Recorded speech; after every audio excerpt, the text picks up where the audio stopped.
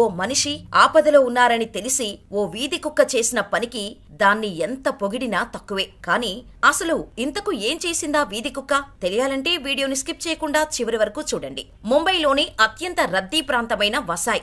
ఎప్పుడూ బిజీగా ఉండే ఆ ప్రాంతం ఆ రోజు అర్ధరాత్రి దాదాపు 1 గంట దాటడంతో రోడ్లన్నీ నిర్మానుష్యంగా మారిపోయాయి. అకౌంటెంట్ అయిన ఓ 32 ఏళ్ల యువతి షిఫ్ట్ ముగించుకొని తన ఇంటికి వెళ్లేందుకు వసాయి రోడ్ల మీద నడుచుకుంటూ వస్తోంది. అలా మాణిక్పూర్ వీధుల్లోకి రాగానే ఆమెకేదో అనుమానం వచ్చింది. ఆమెను ఎవరో ఫాలో అవుతున్నారేమో అనుకోని భయంగా వెనక్కి తిరిగింది. ఆమె అనుమానించిందే అక్కడ జరిగింది. సుమారు 7 అడుగులు ఎత్తు ఉన్న ఓ వ్యక్తి తన వెనకే తనను ఫాలో అవుతూ రావటాన్ని గుర్తించింది. ఆమె భయంతో నడక వేగం పెంచింది. ఓ వీధిలోకి వెళ్ళింది. స్ట్రీట్ లైట్ సరిగ్గా లేని చోటకి వెళ్లగానే ఆ వ్యక్తి ఆమెకు దగ్గరగా వెళ్లి చంపేస్తానని బెదిరించి నోటిని మూసేసి గట్టిగా పట్టుకొని ఆ అమ్మాయి ఇతరుల సహాయం కోసం పిలవటానికి మాటలు రావట్లేదు.